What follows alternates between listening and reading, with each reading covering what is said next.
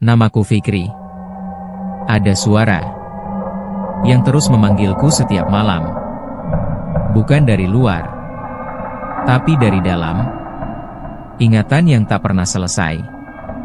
Dan malam ini, aku ajak kamu untuk mengingatnya bersama. Selamat datang di Jam Jelajah Misteri. Terminal Kampung Rambutan malam itu terasa berbeda bagi Fikri. Lampu-lampu di area keberangkatan meredup, hanya menyisakan cahaya kekuningan yang membuat suasana tampak tua dan kusam. Angin malam membawa bau bensin bercampur asap rokok, membuatnya sedikit mual. Fikri baru saja keluar dari ojek online yang mengantarnya. Ia mengangkat ransel kecilnya, menatap ke arah deretan bus yang parkir. Matanya langsung mencari papan tujuan, Purwokerto. Dia telat. Harusnya ia berangkat sore tadi, tapi pekerjaannya di kantor molor. Satu-satunya pilihan adalah bus malam terakhir yang berangkat pukul 11. Langkah Fikri cepat. Ia menemukan bus yang dituju, warnanya hijau tua, catnya sudah kusam dan bagian depan sedikit penyok. Di kaca depannya tertulis besar-besar, Jakarta, Purwokerto. Pintu bus terbuka, dan seorang kernet kurus dengan wajah sayu menyambutnya. "Purwokerto, Mas?" tanya kernet itu. "Iya, Mas." "Satu," jawab Fikri sambil merogoh dompet. Kernet itu sempat menatapnya dari atas sampai bawah, lalu tersenyum tipis. "Naik aja, masih ada kursi di dalam." Begitu Fikri melangkah masuk, suasana di dalam bus membuatnya sedikit heran. Lampu kabin redup, penumpang sudah hampir memenuhi semua kursi. Tidak ada suara musik dangdut atau TV seperti bus biasanya. Hanya suara mesin yang berderam pelan. Fikri berjalan menyusuri lorong, mencari tempat duduk kosong. Semua kursi berpasangan sudah terisi, kecuali satu di dekat jendela di bagian tengah kiri bus. Ia sedikit lega melihatnya. Namun, ketika ia hendak duduk, matanya menangkap sesuatu yang aneh. Sopir, yang duduk di depan, melirik ke arah kernet. Keduanya saling pandang cepat, seolah membicarakan sesuatu tanpa suara. Ekspresi mereka bukan sekadar kaget, tapi seperti ragu. Fikri sempat berpikir, mungkin itu cuma kebetulan. Ia menaruh ranselnya di rak atas lalu duduk. Kursi empuknya agak dingin, bahkan untuk ukuran malam hari. Ia memiringkan tubuh, mencoba mencari posisi nyaman. Bus mulai bergerak. Fikri memandang keluar jendela, melihat lampu-lampu terminal menjauh. Sekitar 15 menit perjalanan, Fikri mulai merasa ada sesuatu yang janggal. Kursi di sebelahnya, yang kosong itu, terasa seperti ditekan. Seperti ada seseorang duduk, tapi tak terlihat. Ia menoleh. Kosong. Tidak ada siapa-siapa. Bisa jadi cuma getaran bus, pikirnya, mencoba menenangkan diri. Tapi rasa aneh itu makin jelas. Dari sudut matanya, ia merasa ada bayangan gelap di kursi sebelah. Saat menatap langsung, bayangan itu hilang. Udara di sekitarnya mulai dingin. Bukan dingin dari AC, tapi dingin yang menusuk sampai tulang. Fikri mengusap lengannya. Lalu hidungnya menangkap bau yang membuat perutnya bergejolak, bau anyir darah, samar tapi nyata. Ia melirik ke penumpang lain. Tidak ada yang bereaksi. Semua tampak sibuk dengan ponsel, atau memejamkan mata. Suara dari belakang membuatnya merinding. Napas, berat, panjang, seperti seseorang bernapas di telinganya. "Fiuh, Fiuh." Fikri langsung menoleh cepat ke kanan. Kosong. Dia mulai gelisah. Pikirannya berusaha mencari alasan logis. Mungkin AC bocor, mungkin ia kecapean. Tapi dari pantulan kaca jendela, ia melihat sesuatu yang membuatnya kaku. Di kursi sebelahnya, ada wajah pucat. Matanya hitam pekat, kulitnya basah seperti habis direndam air. Mulutnya sedikit terbuka, mengeluarkan suara napas berat itu. Fikri refleks berkedip, dan sosok itu hilang. Ia menelan ludah, tangannya mulai gemetar. Pandangannya kembali ke jalan gelap di luar, berharap perjalanan cepat sampai. Tapi entah kenapa, waktu terasa berjalan lebih lambat dari biasanya. Bus melaju masuk ke jalan yang sepi. Kanan-kiri hanya hutan gelap. Tidak ada lampu jalan. Tidak ada kendaraan lain. Fikri mencoba menutup mata dan tidur. Tapi setiap kali hampir terlelap, ia merasa bahunya disentuh. Dinginnya luar biasa, seperti es menempel di kulitnya. Ia membuka mata, dan untuk sepersekian detik, ia yakin melihat kepala seseorang perlahan menunduk ke bahunya dari kursi sebelah. Rambutnya panjang dan basah, meneteskan cairan merah ke bajunya. Fikri terperanjat, tubuhnya mundur menempel ke jendela. Ia memaksa dirinya menoleh, tapi kursi itu tetap kosong. Tiba-tiba bus mengerem mendadak. Semua penumpang berguncang. Sopir menoleh sebentar ke kabin, ekspresinya tegang, lalu kembali fokus ke jalan. Kernet berjalan menyusuri lorong, pura-pura mengecek tiket, tapi ketika melewati Fikri, tatapannya berubah serius. "Mas, kuat duduk situ," suaranya pelan, hampir berbisik. Fikri mengernyit. "Maksudnya?" Kernet itu hanya tersenyum tipis. "Ya udah, hati-hati aja." Lalu dia berjalan ke belakang. Fikri menatap ke kursi sebelahnya lagi. Kosong. Tapi entah kenapa, ia tahu, dia tidak sendirian. Fikri mencoba memejamkan mata lagi, tapi rasa was-was membuatnya sulit tidur. Setiap kali ia hampir terlelap, dingin itu datang lagi, menusuk kulit dan tulang. Bau anyir pun semakin pekat, sampai ia harus bernapas lewat mulut agar tidak mual. Di kursi sebelahnya, ia merasakan gerakan kecil. Seperti ada seseorang yang menggeser posisi duduk. Padahal, kursi itu jelas kosong. Ia melirik pelan. Tidak ada siapa-siapa. Tapi dari ujung matanya, bayangan hitam itu muncul lagi. Samar, duduk diam, menghadap lurus ke depan. Begitu ia menoleh langsung, bayangan itu menghilang. Dia mulai kesal pada dirinya sendiri. "Udah, jangan mikir aneh-aneh," gumamnya pelan. Tapi suaranya sendiri terdengar goyah. Bus terus melaju. Di luar, hutan gelap dan pekat. Tidak ada lampu jalan, tidak ada tanda-tanda peradaban. Sesekali saja ada cahaya dari rumah-rumah kecil yang cepat berlalu. Tiba-tiba, Fikri merasakan sesuatu bergerak di bawah kursinya. Seperti ada yang menggesek lantai dengan kaki atau tangan. Ia menunduk, berusaha melihat ke bawah, tapi pencahayaan terlalu redup. Yang ia lihat hanya ruang kosong dan kegelapan. Jantungnya mulai berdegup kencang. Ia mengalihkan pandangan ke depan, mencoba mengalihkan pikiran. Tapi semakin ia mencoba, semakin terasa ada sesuatu yang mengawasi dari samping. Kemudian, sesuatu membuatnya membeku. Dari pantulan kaca jendela di depannya, ia melihat kursi sebelahnya tidak lagi kosong. Ada seseorang duduk di situ. Perempuan. Rambutnya panjang, kusut, dan basah. Kepalanya sedikit miring, matanya hitam pekat menatap lurus ke depan. Fikri menahan napas. Ia tahu itu bukan pantulan dari penumpang lain. Posisi pantulannya jelas berasal dari kursi kosong di sebelahnya. Perlahan, tanpa menoleh langsung, Fikri melirik ke samping. Kosong. Tidak ada siapa-siapa. Dingin di sebelahnya makin menusuk. Bau anyir bercampur amis semakin kuat. Fikri menegakkan badan, bersandar penuh ke jendela, mencoba menjauh dari kursi itu. Tapi saat ia menggerakkan tubuhnya, terasa sesuatu yang dingin menyentuh lengan kirinya. Sentuhan itu pelan, tapi jelas, seperti jari-jari manusia. Ia spontan menoleh cepat, kosong. Fikri mulai gelisah. Ia melirik ke depan, mencoba mencari kernet. Tapi kernet itu sedang duduk di kursi lipat dekat pintu, memejamkan mata. Ia melirik ke belakang, berharap ada kursi kosong. Ada 2 kursi di deretan belakang, Tapi penumpangnya adalah pria bertubuh besar yang tertidur pulas. Tidak ada ruang untuk berpindah tanpa membuat ribut. Menit demi menit terasa seperti jam.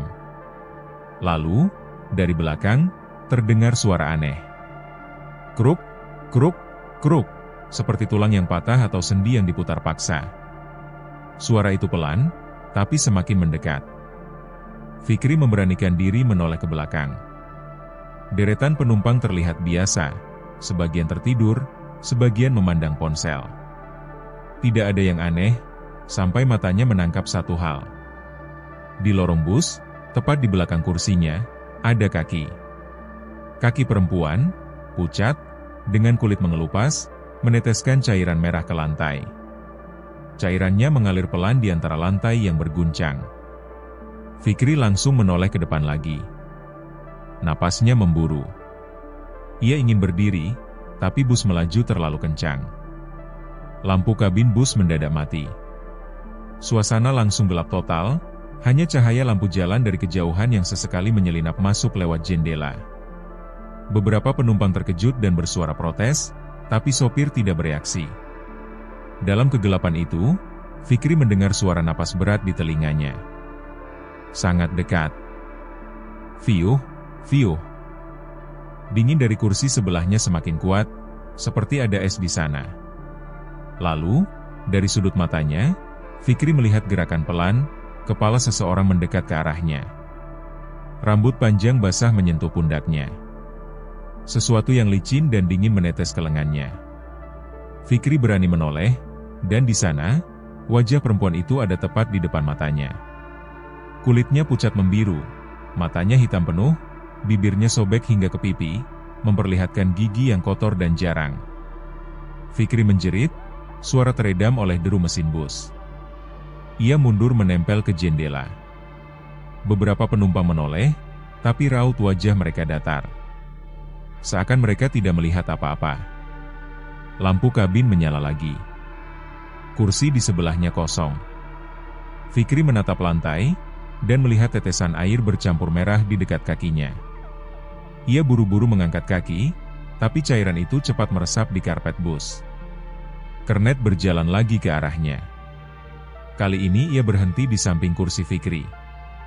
"Mas," katanya pelan, "kalau kuat, duduk aja di situ. Kalau enggak, pindah ke belakang." Fikri membuka mulut, ingin bertanya maksudnya, tapi kernet itu sudah berjalan pergi sebelum ia sempat bicara.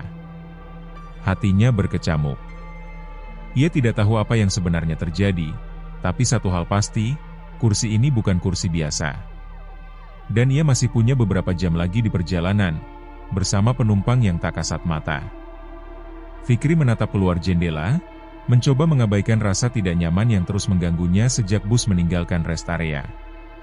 Jalanan di luar gelap gulita, hanya sesekali lampu jalan memantul di kaca jendela. Angin malam yang seharusnya sejuk justru terasa dingin menusuk, membuat bulu kuduknya berdiri. Ia menarik napas panjang, tapi justru tersedak. Ada bau yang aneh. Bau yang menusuk hidung, seperti darah bercampur besi berkarat. Fikri menoleh ke arah kursi kosong di sebelahnya. Tidak ada siapa-siapa. Hanya tas kecilnya yang ia taruh di sana. Bau itu semakin kuat, seperti berasal dari titik di sampingnya. Ia menggeser tas, menaruhnya di pangkuan. Bau itu tetap ada. Tiba-tiba, telinganya menangkap suara napas. Berat, dalam, dan terlalu dekat. Fikri menoleh cepat, tapi lagi-lagi kursi itu kosong. Perlahan, ia mencoba meyakinkan dirinya. Mungkin ini cuma perasaan, mungkin karena aku capek. Tapi kemudian, ia merasa sesuatu yang dingin menyentuh bahunya. Tidak seperti sentuhan orang hidup, ini dingin seperti logam yang baru saja keluar dari freezer. Fikri spontan berdiri, membuat beberapa penumpang melirik. "Mas, gak apa-apa?" tanya seorang ibu yang duduk dua kursi di depannya. "Iya, Bu, gak apa-apa," jawab Fikri, mencoba tersenyum. Ia duduk lagi, tapi kali ini menempelkan tubuh ke sisi jendela, menjauh dari kursi kosong itu. Tapi perasaan diawasi tetap ada. Matanya terus melirik ke samping. Rasanya, seperti ada seseorang yang duduk di situ, menatapnya tanpa berkedip. Jam di layar ponselnya menunjukkan pukul 1.13 dini hari. Perjalanan masih jauh. Fikri mencoba mengalihkan perhatian dengan membuka media sosial, tapi sinyal di jalan sepi itu sangat buruk. Ketika ia memutuskan untuk memejamkan mata sebentar, suara bisikan tiba-tiba terdengar di telinganya. "Jangan tidur, nanti kamu ikut aku." Fikri tersentak, jantungnya berdetak kencang. Ia memandang sekeliling. Tidak ada penumpang lain yang bicara. Semua terlihat terlelap atau sibuk sendiri.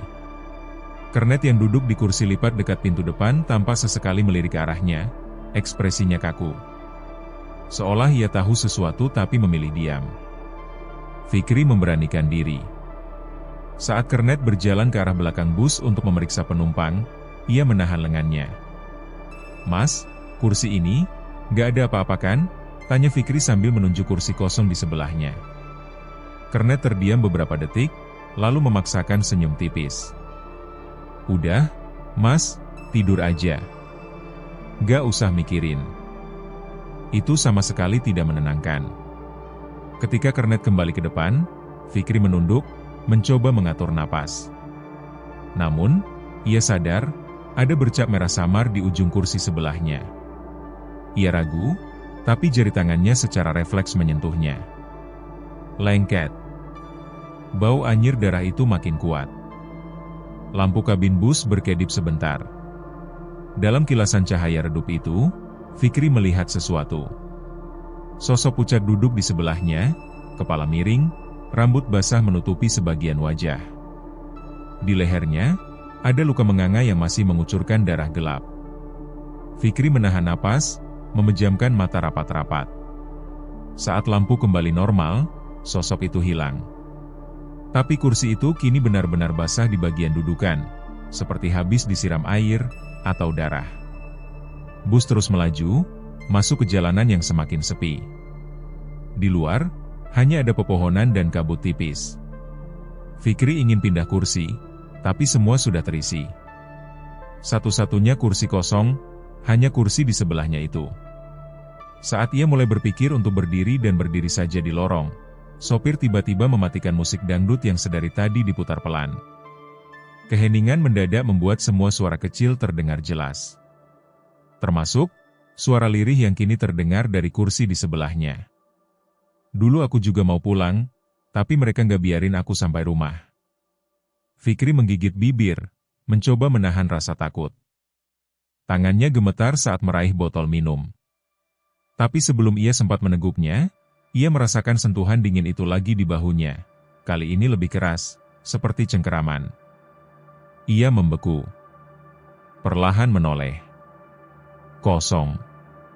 Tapi di kaca jendela, pantulan samar memperlihatkan Fikri tidak duduk sendirian.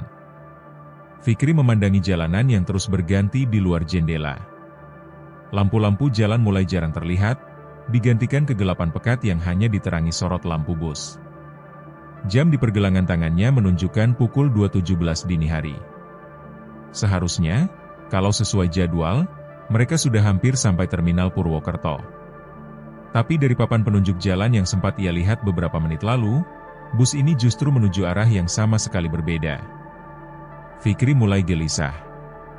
Ia berdiri dan menatap ke arah depan bus, mencoba melihat sopir.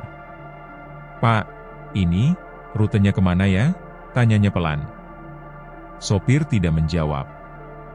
Dia hanya menatap lurus ke depan, tangannya menggenggam setir begitu erat sampai buku jarinya memutih.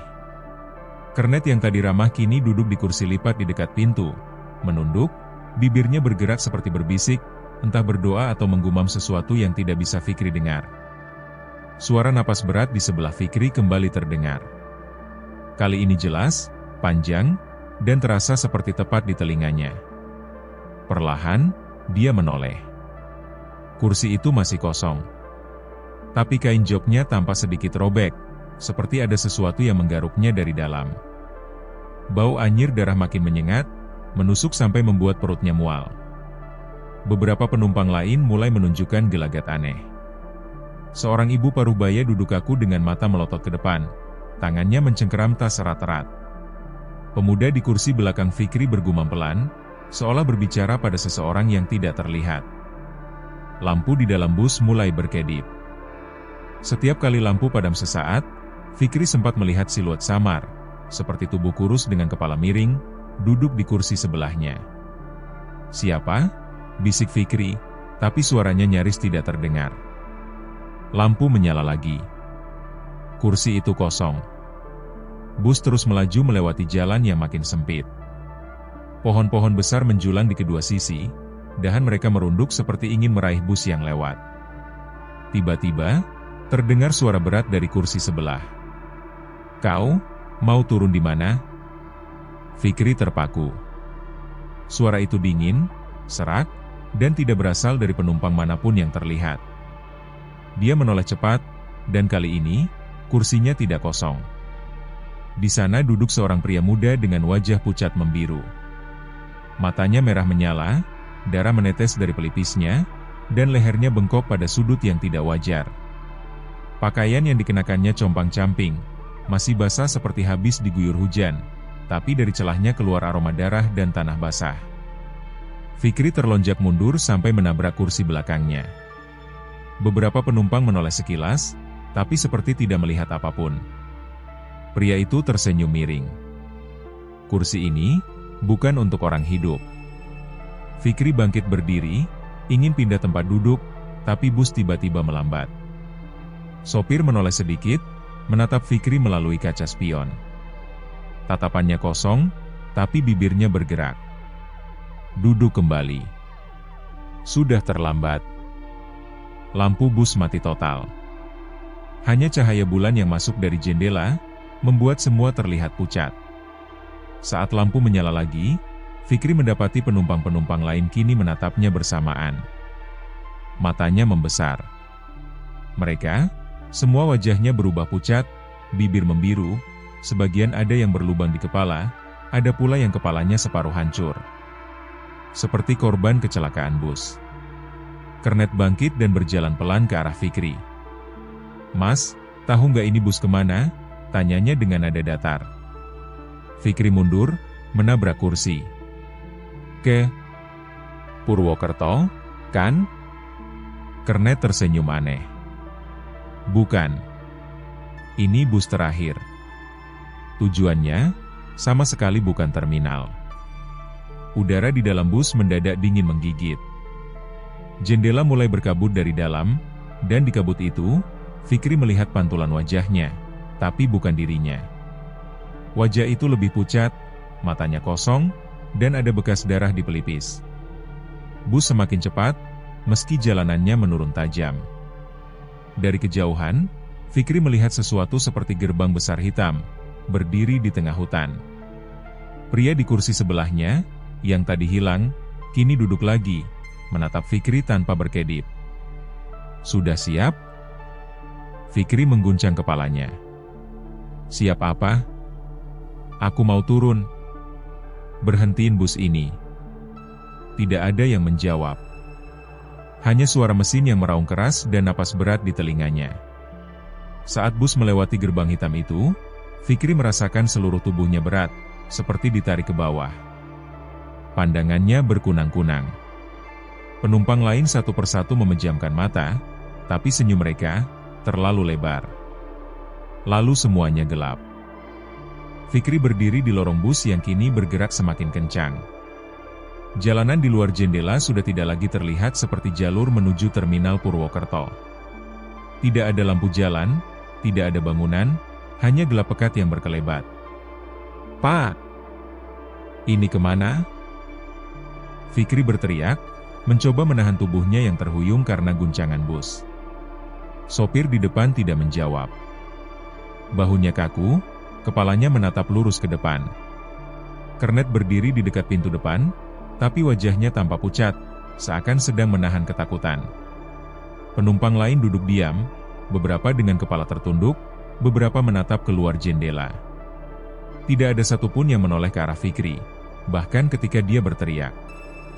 Seolah-olah dia tidak ada di sana. Fikri kembali ke kursinya. Ia menelan ludah, lalu dengan ragu melirik ke sebelahnya. Kali ini, kursi itu tidak kosong. Sosok itu duduk tenang. Tubuhnya basah kuyup seperti baru saja diangkat dari air. Rambut panjangnya menutupi sebagian wajah. Dari sela-sela rambutnya, mata pucat yang besar itu menatap langsung ke arah Fikri. "Ah, kamu siapa?" Suara Fikri bergetar. Sosok itu tidak menjawab. Hanya ada suara napas berat, basah, dan bau anyir darah yang menusuk hidung. Fikri hendak berdiri, tapi tangannya tiba-tiba terasa dingin. Sesuatu menggenggamnya. Jari-jari itu, jari yang pucat kebiruan, kuku panjang patah-patah, dengan ujungnya penuh tanah dan lumpur. Fikri menjerit dan melepaskan genggaman itu, tapi jari-jari tersebut terasa kuat, menahannya di kursi. Ia mencoba memanggil Kernet, tapi suara yang keluar dari mulutnya seperti tercekik. "Kamu duduk di kursiku," suara lirih itu keluar dari sosok di sebelahnya. Suara yang basah, seperti bercampur air. Bus melaju semakin cepat. Fikri melihat keluar jendela, kini pemandangan berubah. Tidak ada jalan lagi. Bus melintas di atas sesuatu yang mirip permukaan air hitam, dan di kejauhan, ia melihat bangkai bus yang setengah tenggelam. Tiba-tiba, semuanya menjadi jelas. Ia teringat ucapan Kernet di terminal tadi, kursi itu sudah dilarang dipakai sejak kecelakaan bus 2 tahun lalu. Kecelakaan di jembatan. Bus terjun ke sungai. Semua penumpang di baris itu meninggal. Dan sekarang, bus yang ia tumpangi, bukan lagi bus yang seharusnya. "Kamu, gak akan pernah sampai tujuan," sosok itu tersenyum samar. Air mulai merembes dari bawah kursi, membasahi kaki Fikri. Ia menunduk, melihat air itu semakin naik, menggenang di lorong bus. Penumpang lain tidak bergerak. Satu persatu, kepala mereka menoleh perlahan, dan Fikri sadar wajah mereka pucat, membiru, matanya kosong. Semua adalah mayat yang ikut dalam kecelakaan itu. Sopir menoleh sedikit, wajahnya juga sudah bengkak dan pucat seperti terendam air terlalu lama. "Kita semua sudah mati, Mas." Fikri panik. Ia berusaha berlari ke pintu depan, menghantamnya dengan tangan, berteriak minta keluar. Pintu tidak bergeming. Air sudah setinggi pinggangnya, dan dari permukaan, tangan-tangan pucat bermunculan, menariknya ke bawah. Dia menoleh ke kursinya untuk terakhir kali. Sosok perempuan itu masih duduk, kini tersenyum lebar, memperlihatkan gigi-giginya yang patah-patah. "Ayo, ikut aku." Air menelan Fikri sepenuhnya. Nafasnya terputus.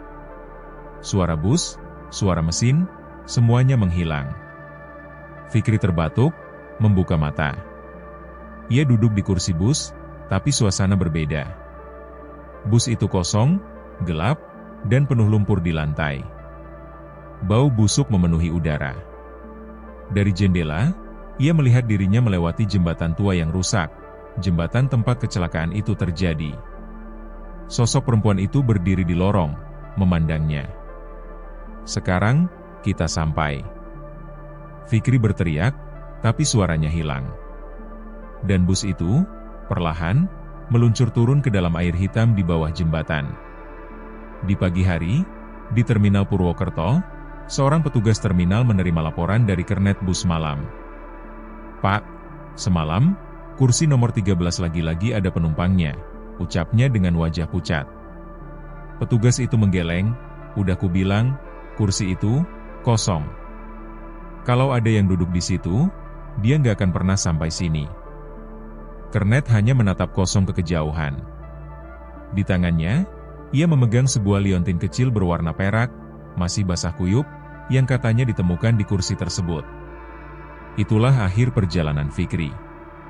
Dan sampai hari ini, bus itu masih beroperasi di malam hari, mencari penumpang baru untuk kursi kosong di dekat jendela.